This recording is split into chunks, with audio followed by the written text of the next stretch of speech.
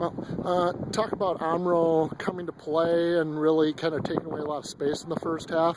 Kind of tough to get any kind of flow or rhythm going. Yeah, we struggled a little bit right out of the gate, and we had some different combinations in there, but we knew that they were going to come in. They're a strong team. They had a lot of good returning players, and it took us a little bit to get our legs under us. A lot of pressure tonight, I guess. We wanted to be not just conference champs, but undefeated conference champs. But I thought, we were in decent shape. We just didn't do a lot of great stuff the first half. It was okay. It's not like we were playing terrible, but we knew that we could really put a better effort together with some little adjustments. You feel like Omro's place in the standings may be a little deceptive in terms of how they play and how tough they play opponents? Very much. If you look at their, goals for and goals against, they play a lot of these kind of 1-0, 2-1 kind of games.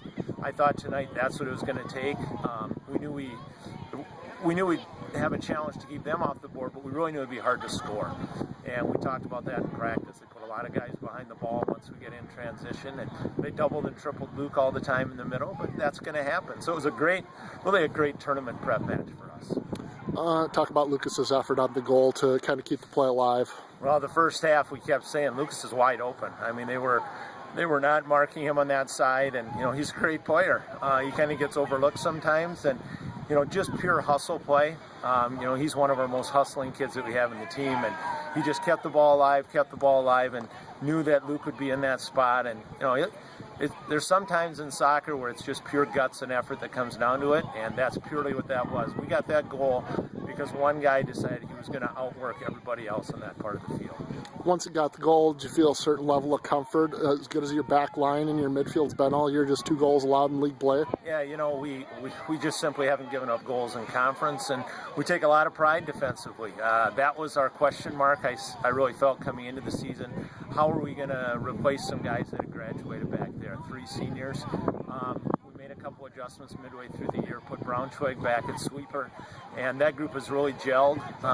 Some of the kids who played off the bench, tonight we didn't have Travis DeGroat. He's been out for 2 weeks with mono. He was one of our starting D otherwise, and yet as a team we really came together and really did some good stuff back there. Well, to not only win the first title in a decade, but to get it done without a loss, it's got to be just a fantastic feeling for the way this team has showed its grit when it's needed to, huh? You know what? We had high goals coming into the year after we really surprised ourselves and a lot of people as far as we got getting down to state last year. This year, it's like that was an expectation that we were going to be in this race for the conference championship. Single round robin, we knew we had the toughest schedule to start. We had Kettle and St. Lawrence. Once we got through that week, it's like, okay, now we can keep centered on that goal. And, we played some tough teams.